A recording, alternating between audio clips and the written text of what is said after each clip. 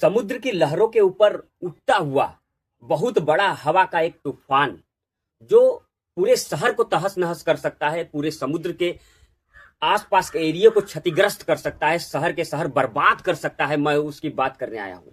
ये एक ऐसा सदाबहार टॉपिक है जो आपके एग्जामिनेशन में कभी भी टपक सकता है। आईएएस का एग्जाम हो, प्रीलिम्स का हो, चाहे मेंस का हो, चाहे यूपीपीसीएस का हो, चाहे आरओ का हो, चाहे बीपीएससी का, हर एक एग्जाम के लिए ये बहुत इंपॉर्टेंट टॉपिक है। वनडे एग्जाम के लिए भी ये इंपॉर्टेंट टॉपिक बन जाता है।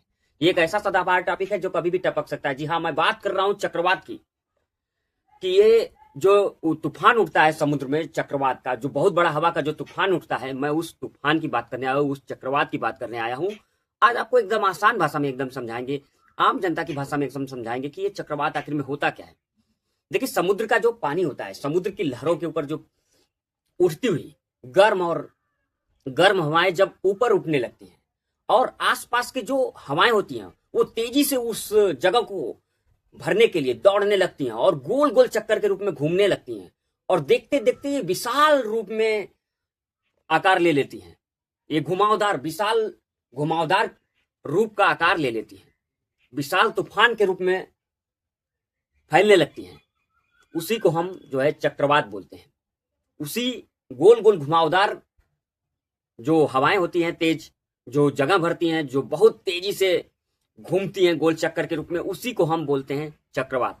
जी हाँ, यह बात आप याद रख लीजिए। देखिए, इसकी दशाएं जो होती हैं, देखिए इसके लिए गर्म जो जल होता है वो बहुत ही उत्तम दशा होता है इसके लिए। इसीलिए चक्रवात का जो घर है, कह सकते हैं चक्रवातों का घर, जिसको माना जाता है 5 अंश जो अक्षांश है हमारे पृथ्वी पर, जो अक्षांश है, तो 5 अंश से लेकर 30 अंश उत्तरी और 5 अंश से लेकर 30 अंश दक्षिणी अक्षांश के बीच में इनका घर माना जाता है, या सबसे बेहतर पनपने का जगह माना जाता है चक्रवात के। समझ रहे हैं? और 0 डिग्री पे आप कहेंगे कि क्यों चक्रवात 0 डिग्री का आपने नाम क्यों नहीं लिया? क्योंकि देखिए, 0 डिग्री का नाम इसलिए नहीं लिया क्योंकि वहां पे कोरियालिस बल, या फिर आप कह सकते हैं घूर्णन बल जो होता है पृथ्वी का, वो कम काम करता है। समझ रहे हैं ना? इसीलिए वहां पे संभावना कम होती है चक्रवात के आने का, और वहां पे हमेशा बारिश होती रहती है। पहली बात तो ये है, जिसकी वजह से वो सिचुएशन बन नहीं पाता है चक्रवात को उत्पन्न करने का। समझ रहे हैं आप मेरी बात? तो ये होता है, आप समझ लीजिए कि 5 अंश, दुनिया में जहां भी 5 अंश और 30 अंश के बीच में जो भी देश पड़ते हैं, चाहे उत्तर में हो चाहे दक्षिण में हो, उन देशों में चक्रवात बहुत भयंकर तरीके से आता है, क्योंकि वो दशाएं प्रोवाइड कराती हैं, वो जो अक्षांश है वो उस प्रकार की माहौल तैयार कराते हैं। और देखिए, ठंडे एरिया में तो नहीं आएगा, क्योंकि इसके लिए पहला नियम और दशा है गर्म जो है जल या गर्म वायु, वहां पे जो होता है वही इसका प्राथमिक दशा है।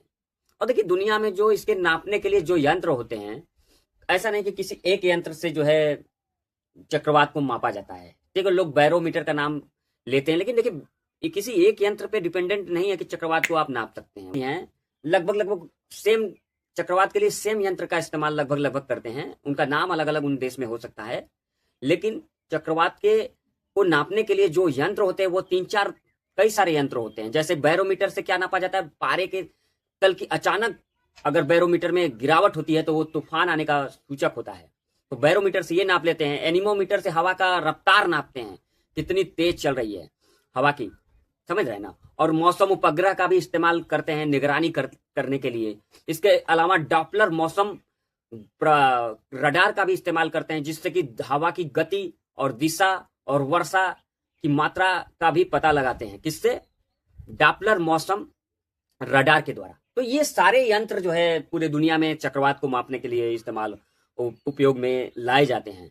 तो फ्रेंड्स, किसी एक यंत्र से नहीं मापा जाता है, लेकिन बेसिकली लोग बैरोमीटर को मान लेते हैं कि भाई ये तूफान आने का सूचक है, क्योंकि ये तूफान ही है एक प्रकार का चक्रवात, इसीलिए बैरोमीटर का नाम ले लेते हैं। तो यही है। तो लेकिन चक्रवातों के जो नाम है दुनिया में अगर आप देखिए तो वो अलग अलग हैं। भारत में अलग है, अमेरिका में अलग है, ऑस्ट्रेलिया में अलग है, चीन में अलग नाम है उसका, जापान में अलग नाम है। ये सवाल एग्जामिनेशन में पूछता है मिलान करने के लिए, बहुत हाईली इंपॉर्टेंट है। ऑस्ट्रेलिया में इसको विली विली बोलते हैं और चीन में इसको टाइफून बोलते हैं, और अमेरिका में जब आप जाएंगे तो इसी चक्रवात को हरिकेन नाम देते हैं। नाम ये है, ध्यान रखिएगा, ये कोई रीजन नहीं, ये नाम दे दिया गया है अलग अलग चक्रवात का हर एक देश में। भारत में तो चक्रवात ही हम लोग इसको बोलते हैं।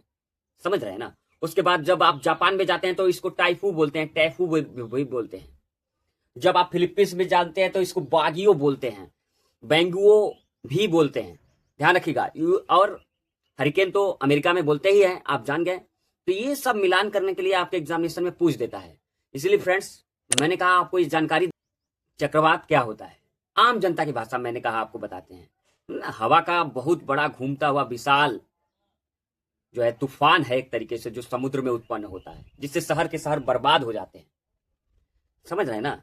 और ये उष्ण कटिबंधीय क्षेत्रों में ही उत्पन्न होता है, ये भी ध्यान रखिएगा, समझ रहे हैं ना आप। ये सारा कॉन्सेप्ट अगर आप समझ रहे हैं तो आप चक्रवात से रिलेटेड जो सामान्य अवधारणा है, जो बात है, वो कर सकते हैं। वो 5 डिग्री से 30 डिग्री वो भी याद रखिएगा, उत्तरी और दक्षिणी, ये भी पूछा जा सकता है आपके एग्जामिनेशन में।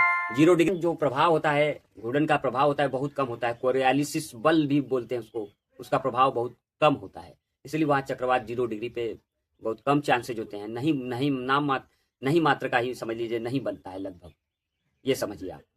तो आप मेरी बात को अच्छे से समझ चुके होंगे। इसी प्रकार के कॉन्सेप्ट के लिए चैनल को सब्सक्राइब करिए और लाइक करिए, शेयर करिए और विस्तार कर दीजिए इसको यार।